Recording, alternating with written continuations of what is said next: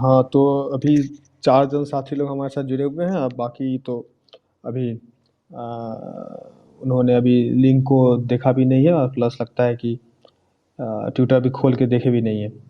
तो जब सभी को पता है कि जैसे हम लोग बैठे हुए हैं यहाँ पे महिला आरक्षण बिल पे चर्चा करने के लिए, तो हम यहाँ थोड़ा-सा सेशन स्टार्ट करते हैं कि धीरे-धीरे जैसे साथी लोग हमारे जुड़ेंगे, वैसे-वैसे सब कोई का हम लोग परिचय करते हुए इनसे भी राय लेने का काम करेंगे हम लोग। सबसे पहले हम कहते हैं संदीप मलाकार जी हैं। परिचय आप लोग से करवाते हैं। जैसे संदीप मलाकार जी हैं, समाज सेवक व पूर्व मुखिया प्रत्याशी मधुबन दक्षिणी के हैं। एवं उनके बगल में है कुंदन कुमार जी। आप हैं समाज सेवक और अपने समाज के प्रति बहुत जागरूक, और बहुत अपने सोच से, अपने वो कार्य से समाज को सेवते रहते हैं। और उसके बगल में देवराज छेत्री जी हैं, सिक्किम यूनिवर्सिटी सूसा के इलेक्टेड जनरल सेक्रेटरी हैं। और आप अभी नॉर्थ बंगाल यूनिवर्सिटी के रिसर्च स्कॉलर भी हैं। तो अभी हम लोग 4 बंदे लोग, अब मैं अपना परिचय दे देता हूँ कि मेरा नाम कुणाल भूषण हुआ, और अभी हम सिक्किम यूनिवर्सिटी के मास्टर्स में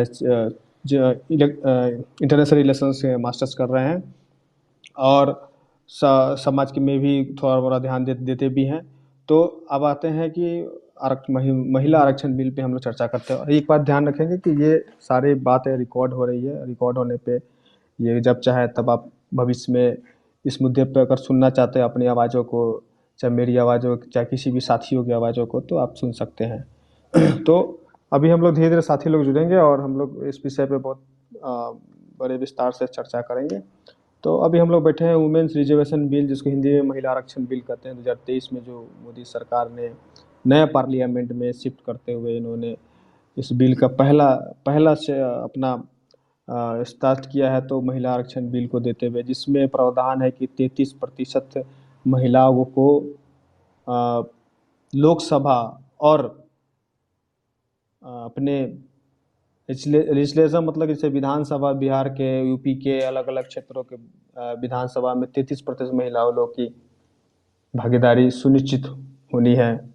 सो इसमें देखा गया है कि पहली पहली दफ़ा ये देखा गया है कि 33% महिलाओं में SC ST की आरक्षण देने के प्रावधान, तो अभी जो अमेंडमेंट जिसमें आया है उसमें देखा गया है कि 33% में से SC ST महिला लोग की आरक्षण का सुनिश्चित है। लेकिन उसमें OBC जो बहुत बड़े भारत में बहुत बड़े 60 से 65% ऐसे जाने जाते हैं।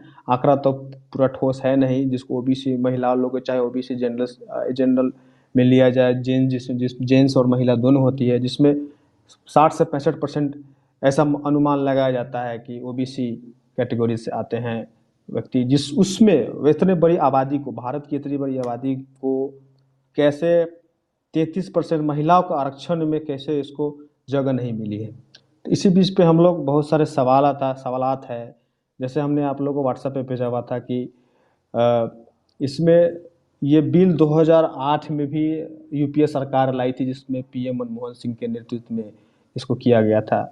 तो क्या अड़चनें लगी, क्या इसमें दुविधा आई कि जो वो बिल पास नहीं हुआ? सेम जो अभी मोदी सरकार ने जो बिल लाया है कि 33% महिलाओं लोग को लोकसभा और राज्य के विधानसभा में 33% महिलाओं लोग के लिए आरक्षित रहेगा, जो नियमतः 15 साल तक टेन्योर रहेगा, और हर साल ये अपना स्थान बदलेंगे। जैसे मान लेते हैं कि अभी किसी विधानसभा में, प्रॉपर विधानसभा में हुई है, तो अगले साल ये विधानसभा से आरक्षण हट के किसी दूसरे जगह चल जाए, ताकि अधिक से अधिक महिला लोग को ये मौका मिले, अलग अलग स्थानों पे मौका मिले अपने नेतृत्व को एस्टैब्लिश करने का। और अपनी खासकर तो आरक्षण इसलिए दिया जाता है कि वहाँ के महिला लोग की जो भागीदारी राजनीतिक में रहे, ताकि वो अपनी भविष्य को और भी रास्ता खोला जा सके महिला लोग के लिए।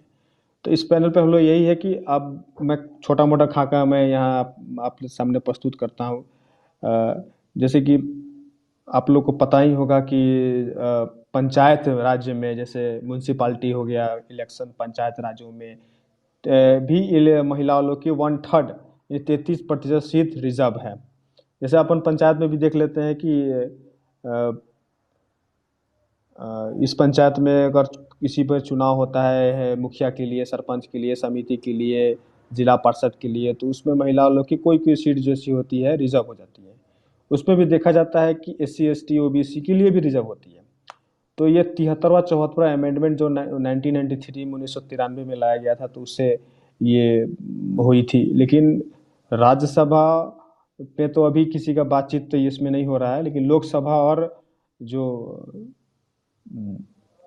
राज्यों के जो विधानसभा है उसमें 33% महिला लोग के आरक्षण मिला है।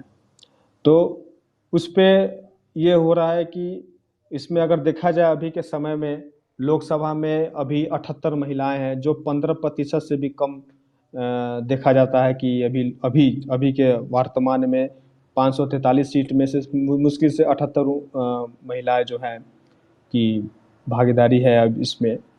और राज्यसभा में देखा जाए तो 14% है। और अलग अलग राज्यों में अगर देखा जाए कि अलग अलग राज्यों में कितने प्रतिशत महिला की भागीदारी है, तो देखा जाए तो 10% से कम वाली जो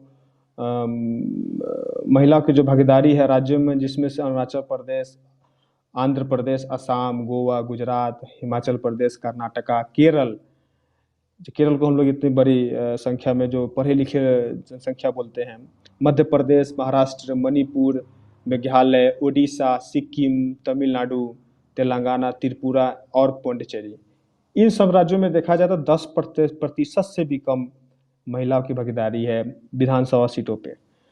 अगर 10 से 12% की भागीदारी देखा जाए तो उसमें से बिहार आता है, हरियाणा आता है, पंजाब आता है, राजस्थान आता है, उत्तराखंड और उत्तर प्रदेश आते हैं। अगर पूरी भारत में देखी जाए कि सबसे ज़्यादा महिलाओं की भागीदारी किस राज्य में सबसे ज़्यादा है, तो उसमें सबसे नंबर 1 पे आती है छत्तीसगढ़, जिसमें 14.44% की भागीदारी है। दूसरे स्थान पे आती है वेस्ट बंगाल, जो 13.7% की, और तीसरा स्थान पे आती है झारखंड, जो 12.35%। ये पूरे खाका को देखा जाए तो ज़्यादा से ज़्यादा छत्तीसगढ़ ही जो 14% का है में विधानसभा में भागीदारी है। तो ये 50% जो पूरे भारत में 50% महिला लोग की संख्या है, उसमें मुश्किल से 12, 13, 14% ही महिलाएं लोग भागीदारी निभा रही है और चुन के आ रही है, या फिर उस जगह पे चुनाव लड़ने का प्रयास कर रही है। तो इसको हम कैसे देख सकते हैं कि एक महिला के लिए लोगों के लिए अच्छी बात है। तो अगर इन सब चीज़ों में देखा जाए तो हमारा मुख्य रहता है, जैसे हम लोग एक और बात कर लेते हैं, जो छोटा मोटा आंकड़ा मैं बताता हूँ। जैसे कि एक हमारा पड़ोसी मुल्क है पाकिस्तान, जिसमें 20% आरक्षण महिला लोग के लिए दे रखा है। वो बांग्लादेश है हमारे, 21% रिजर्वेशन दे रखा है। सबसे ताजुब की बात है हमारे पड़ोसी मुल्क नेपाल, वो 33% रिजर्वेशन महिला लोग के आरक्षित करके रखी हुई है। तो देखिए कि हमारे पड़ोसी में पहले से 20%, 21%, 33% नेपाल में आरक्षण है। भारत में क्यों इतना दिनों से अटका हुआ रहा अभी तक? इसमें कुछ भी सुधार, मतलब कि अब जाके वो बिल पास हुआ है, पता नहीं। ये बिल ऐसा आकलन लगाया जा रहा है कि 2027 तक ये पूरा फुल फेज में आएगा। अब इसी को देखते हैं, जैसे पूरे वर्ल्ड में सबसे ज़्यादा अगर महिलाओं का आरक्षण मिला हुआ है तो न्यूजीलैंड में मिला, जो 50% महिलाओं का आरक्षण मिला हुआ। और ऑन द एवरेज वर्ल्ड का देखा जाए तो वो 26.7% वर्ल्ड एवरेज है पूरे मिलाया जाए सबको, तब मैंने पूरे वर्ल्ड को। तो इसी पे हम लोग बैठ के चर्चा करने वाले हैं कि ऐसा ऐसा क्यों है कि मोदी जी को इसी समय ही क्यों लाना था, पहले क्यों नहीं लाए, और ओबीसी महिलाओं लोग के आरक्षण क्यों नहीं दिया गया। तो अभी हमारे साथ पैनल में कृष्णनंदन जी जुड़े हुए हैं, सीतामढ़ी जिला के हैं, ये भी समाज सेवक हैं, और अभी दिल्ली में किसी कंपनी में कार्यरत है, और ये भी समाज के प्रति बहुत चीज सोचते हैं, समझते हैं, और कहीं कहीं लड़ने की जो आवश्यकता पड़ती है तो लड़ते भी, पुरजोर तरीके से लड़ते हैं, अपनी बातों को रखते हैं, और प्रयास करते हैं कि ज़्यादा से ज़्यादा लोगों को सामाजिक मुख्यधारा से जोड़ने का प्रयास किया जाए। ये कृष्ण जी हमारे साथ जुड़े हुए हैं। तो इस बात को हम लोग चर्चा स्टार्ट करते हैं, और अभी कुछ साथी लोग तो इसमें थे वो निकल गए। कोई नया फिर नए साथी लोग आ रहे हैं, जुड़ रहे हैं। तो अभी विवेक जी भी, हाँ, विवेक साहू जी भी जुड़ गए हुए हैं, आम आदमी पार्टी के मुजफ्फरपुर जिले के मीडिया प्रभारी भी हैं, और ये भी सामाजिक कार्यों में बहुत सारे इनके रुचियाँ रहती है, बहुत सारे कार्य भी करते हैं। तो बात हम स्टार्ट करते हैं। विवेक जी, अगर इसमें आप कुछ बोलना चाहेंगे, जो अभी जो अध्यादेश लाया जा रहा है, अध्यादेश तो नहीं कहेंगे उसको, कहेंगे कि बिल लाया गया है, नए सांसद नए भवन में लाया गया है, तो उस पर आप कुछ कहना चाहेंगे तो आप बात बोलें। बिल अच्छा है, बिल का स्वागतम करना चाहिए, लेकिन ओबीसी महिलाओं को भी आरक्षण लागू होना चाहिए, ये सबसे बड़ा इम्पोर्टेंट मैटर। बिल कोई खराब नहीं है, बिल अच्छा है, भले 27 में ही लागू हो, चुनावी लॉलीपॉप समझ के ही सरकार लाई है, लेकिन इसमें अब ओबीसी महिला को आरक्षण विधानसभा, राज्यसभा, लोकसभा या अन्य राज्य में हर जगह समता कम से कम 15% तो मिलना ही मिलना चाहिए। ये बेस्ट मुद्दा है, इसी को उठाने की जरूरत भी है। बेन तो एक खटक है कि भाई इतनी बड़ी संख्या जो ओबीसी समाज की है, उसको आप कैसे अनदेखा कर सकते हैं। ये बहुत चिंताजनक सोच है भाई, कि आप बीजेपी की सरकार अगर देखी जाए इस पूरी भारत में, तो सबसे ज़्यादा अगर वोट बैंक है बीजेपी का, तो वो सबसे बड़ा ओबीसी समाज है, ओबीसी हिंदू समाज जिसको बोलते हैं। और उसी को आप दरकिनार करके अब महिलाओं को आरक्षण नहीं देंगे, तो फिर ये तो मुझे मेरे सोच से तो ऊपर है कि भाई ऐसा क्यों, ऐसा वो कर रहा है। सिर्फ ओबीसी समाज वोट बैंक के लिए ही है, कि उसके उत्थान के लिए भी कुछ करने की आवश्यकता है, मोदी जी को करना चाहिए। तो इसी पे है चर्चा, बहुत गर्म है। हाँ, देवराज छेत्री जी, आप अपनी बातों को रखें यहाँ पे। सबसे पहले आप सभी को नमस्कार और शुभ संध्या। मैं देवराज छेत्री, सिक्किम यूनिवर्सिटी छात्र संघ का महासचिव। इस मुद्दे पर जो चर्चा अभी चल रही है पूरे भारतवर्ष में, खासकर इस वुमेन रिजर्वेशन बिल, जो 33% महिलाओं के लिए आरक्षण का जो सवाल है, उस सवाल को लेकर अपने कुछ दो शब्दों को मैं रखना चाहूंगा। लेकिन इन शब्दों में आपको ओपिनियन, एक पर्टिकुलर साइड के ओपिनियन की कमी महसूस हो सकती है। मोस्टली ये मेरा जो वक्तव्य छोटा सा रहेगा, वो एक एक प्रकार से इंफॉर्मेटिव वक्तव्य रहेगा।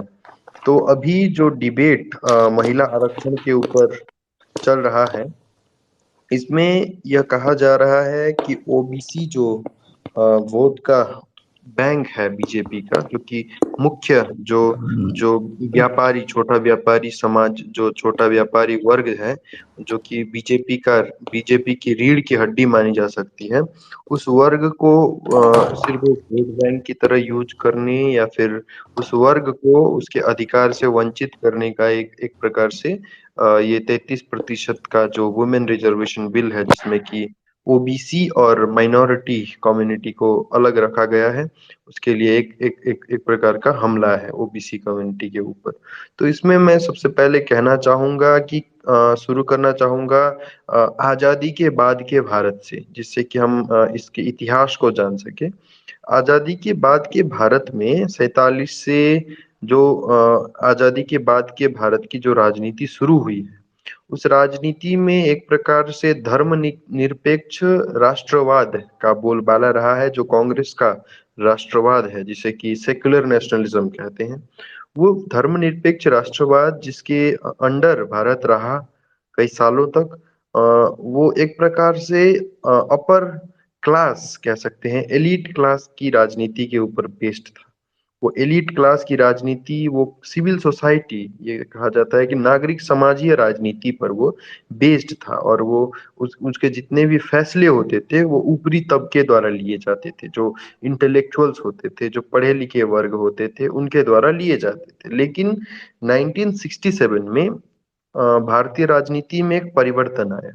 वो परिवर्तन था 1967 में पहली बार जो कांग्रेस डोमिनेंस कहा जाता है, रजनी कोठारी जैसे विद्वानों द्वारा उस जिसे कांग्रेस डोमिनेंस या मॉरिस जॉन्स जैसे विद्वानों द्वारा उसे वन पार्टी सिस्टम कहा जाता है, उस प्रकार के सिस्टम का अंत 1967 में प्रथम बार जब भारत में प्रांतीय स्तर पर एक नॉन कांग्रेसी सरकार बनी और आगे चलकर 1977 में केंद्र में भी एक नॉन कांग्रेसी सरकार बनी।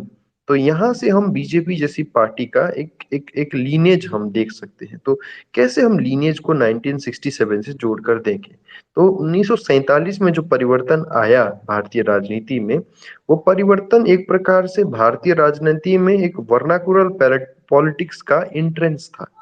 वर्नाकुलर पॉलिटिक्स मतलब राज्य स्तर की जो राजनीति होती है उसका एंट्रेंस था। उसके पहले भारतीय राजनीति केंद्र द्वारा डिक्टेट की जाती थी, मतलब केंद्र में कांग्रेस की सरकार थी और राज्यों में कांग्रेस की कमिटीज थी, कांग्रेस कमिटीज थी, स्टेट कमिटी, डिस्ट्रिक्ट कमिटी तक थी और एक प्रकार से केंद्र द्वारा राज्य भी संचालित होते थे। लेकिन 1947 में एक नॉन नॉन कांग्रेसी सरकार राज्यों में बनना जब शुरू हुई, 1967 में सॉरी, जब सरकार नॉन कांग्रेसी सरकारें बनना शुरू हुई, तो एक प्रकार से राज्य स्तर की पॉलिटिक्स, जैसे तमिलनाडु में डीएमके की पॉलिटिक्स, उनकी अपनी तमिल भाषा की पॉलिटिक्स, कन्नडा में कन्नडा पॉलिटिक्स और पश्चिम बंगाल में बंगाल की पॉलिटिक्स, जब राज्य की पार्टियां जीतने लगी तो एक प्रकार से वर्नाकुलर पॉलिटिक्स का जन्म हुआ।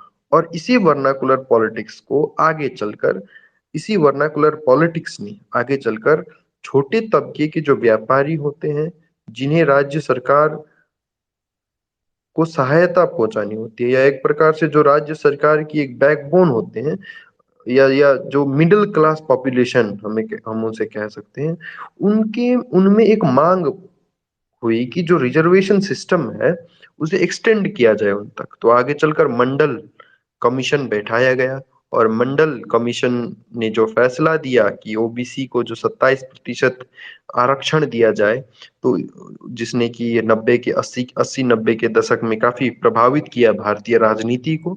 तो उस समय 1980 में जाकर बीजेपी जैसी पार्टी, जो कि एक मिडिल क्लास वोट बैंक को सामने रखकर सामने आई थी, तो उस पार्टी का इस प्रकार से जन्म हुआ है। ये छोटकरी में मैंने कहा है।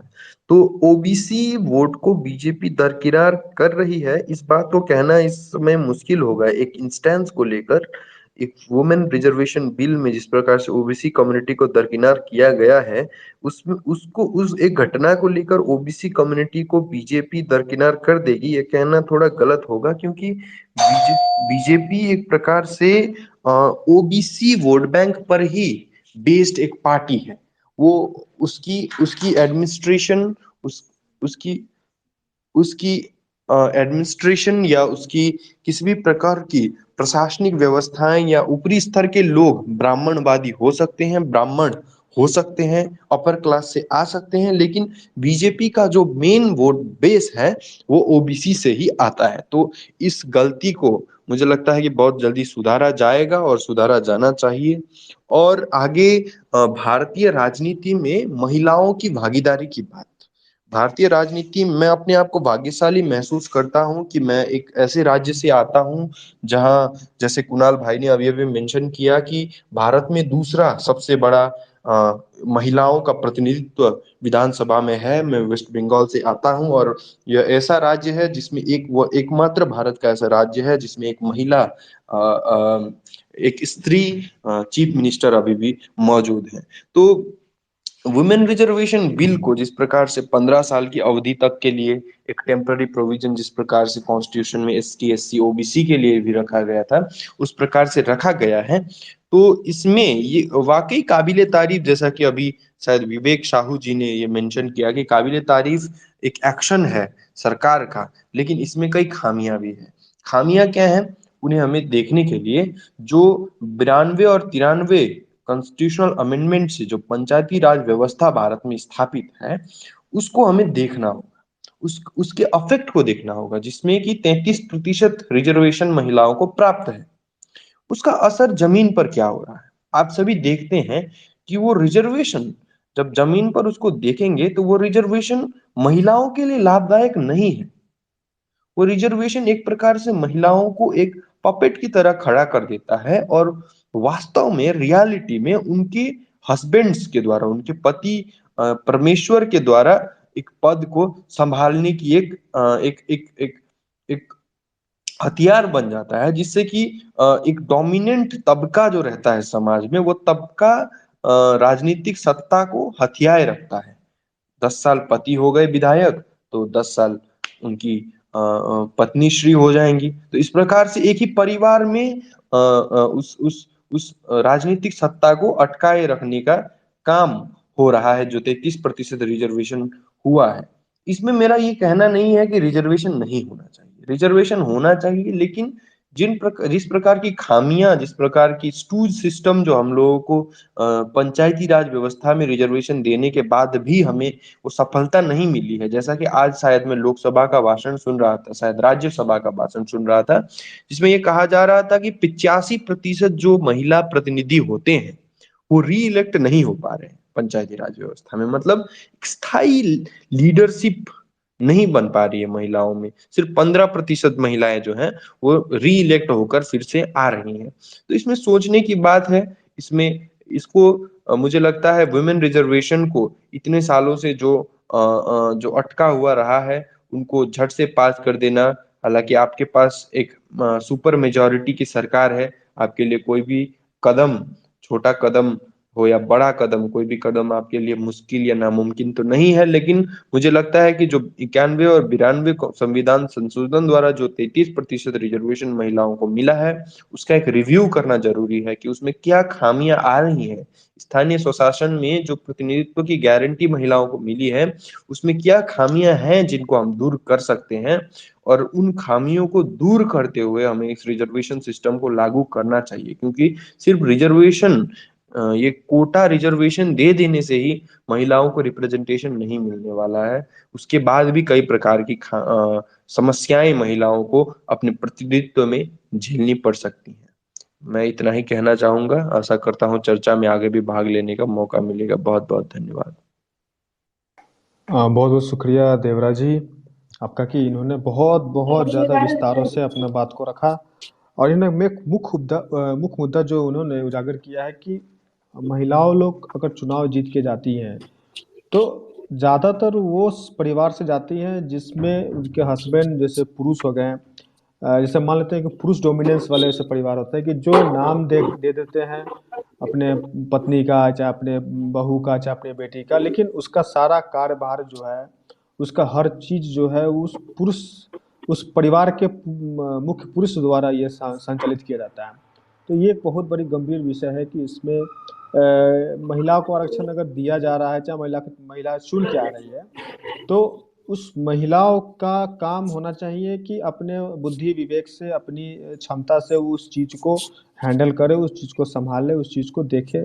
सारी सरकारी काम हो या चाहे ज़मीन पे हो या चाहे ऊपर हो।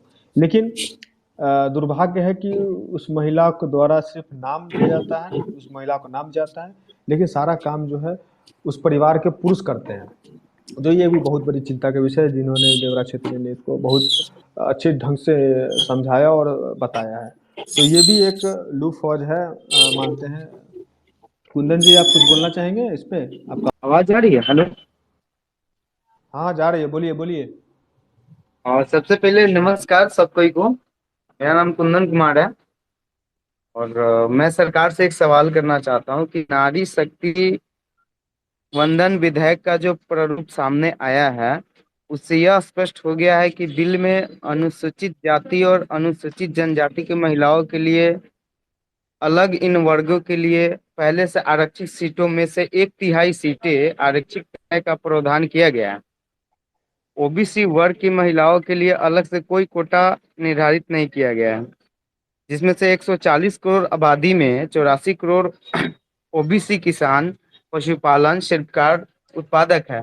फिर भी अपने हकूक हिस्से का एक भी कानून नहीं बनवा सकते। ऐसा क्यों? और सरकार ने जो बिल जो पास किया वो 27 में क्यों लागू किया जा रहा है? वो भी कंफर्म नहीं कि 27 में लागू होगा कि नहीं होगा। वो 2000, अगर इन्होंने बिल पास किया है तो 2024 में ही लागू कर देना। हमारी सरकार से यही सवाल है। ठीक है कुंदन जी, आपका सुझाव देने के लिए धन्यवाद। अब इस हमारे साथ में एक कॉमरेड जुड़े हुए हैं, प्रियांश मौर्य जी हैं, जो SFI से हैं और अभी सिक्किम यूनिवर्सिटी में हिस्ट्री पे मास्टर्स कर रहे हैं। प्रियांश जी, आप बहुत देर से आप इसमें जुड़े हुए हैं, तो हालांकि आप ऊपर से हेडलाइन पढ़ते हुए समझ में आ रहा है कि हम लोग यहाँ चर्चा कर रहे हैं महिला आरक्षण बिल में, जिसमें एक सवाल है कि OBC को आरक्षण क्यों नहीं दिया जा रहा है, या फिर अगर दिया भी जा रहा है तो अभी बात खुल के सामने नहीं आ रही है। और दूसरा है कि ये अभी जिस चुनाव 2024 में होने वाली है और 23 में ही ये बिल लाने की क्या आवश्यकता पड़ गई इतना, मतलब कि या तो पहले भी ला सकते थे या फिर उसके बाद में ला सकते थे।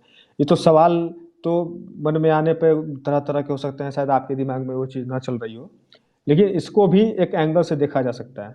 प्रियांश कुमार जी लगता है कि निकल गए हैं यहाँ से। हाँ, तो अब लगता है कि इनका नेटवर्क सही नहीं है। तो हम लोग यहाँ पे विशेष चर्चा कर रहे थे कि महिला आरक्षण बिल पे जो देवराज क्षेत्री ने बहुत सुनियोजित ढंग से उसको आसान शब्दों में एक कमजोर वर्ग के जो नहीं समझने वाले ऐसे वर्गों को लिए जो इन्होंने शब्दों और बातों को जो रखा है, जो बहुत सराहनीय इनका, जो हो सके हमारे ये पॉडकास्ट के बाद अगर कोई दूसरा भी सुनना चाहेंगे तो इसमें सुनेंगे तो देवराज क्षेत्री के जो बातों से बहुत अच्छा तरह से ये समझ पाएंगे कि असल चीज़ हम लोग किस मुद्दे पे बात कर रहे हैं, और हिस्टोरिकल चीज़ को लेते हुए आज के जो कंटेम्प्रेरी चीज़ें हैं उस पर भी हम लोग देवराज क्षेत्री ने बहुत अच्छा से बताया। कुंदन जी ने सवाल इस पे रखे हैं कि अगर ऐसा है तो OBC को ऐसा क्यों किया जा रहा है, और विवेक साहू जी भी इस पे बहुत सुनियोजित ढंग से बताए हैं कि भाई कि ये चीज़ जब हुई है तो इसमें इन्होंने सराहना की है, सराहना तो लायक है ही इस चीज़ को, लेकिन इसके पीछे मंशा को भी हम लोग को थोड़ा टटोलने की आवश्यकता है। ये तो महिला आरक्षण बिल को तो आज से 2008 में क्या 1993 में जब पंचायत राज में और म्यूनसिपालिटी में जब इंट्रोड्यूस हुआ था 1993 में 73-74 अमेंडमेंट में, उस समय भी राज्यों के विधानसभा और लोकसभा में इसकी आरक्षण हो जाना चाहिए था, लेकिन देर आए दुरुस्त आए, वो सब सही है। लेकिन इस सब चीज़ को हम देखते हुए भी अगर अभी आप लोग के मन में कोई ऐसा और भी बताना चाहेंगे तो बताएं, क्योंकि अभी पैनल में बहुत कम लोग जुड़े हुए हैं, तो इसलिए हम लोग राउंड ले चुके हैं सबसे, तो इसको हम लोग आप लोग के फिर से विचार लेके इसको हम लोग समाप्त करेंगे, आगे ख़त्म करेंगे। विवेक जी कुछ बोलना चाहेंगे, कुंदन जी कुछ बोलना, देवराज जी कुछ बोलना चाहेंगे तो आप हैंड रेज करके बता सकते हैं।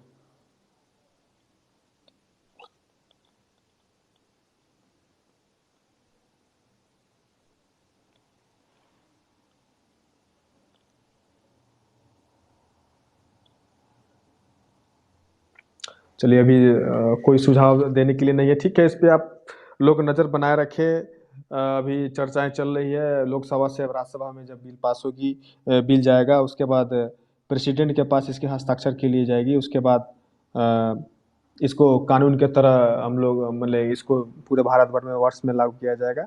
तो अभी भी है कि इसको चीज़ को देखते हुए चलिए। धन्यवाद आप लोग का यहाँ जुड़ने के लिए। अब आगे भी अगर ऐसे डिबेट कुछ होती है, बातचीत होती है, तो आशा करते हैं कि आप इसमें जुड़ेंगे जरूर। शुभ रात्रि।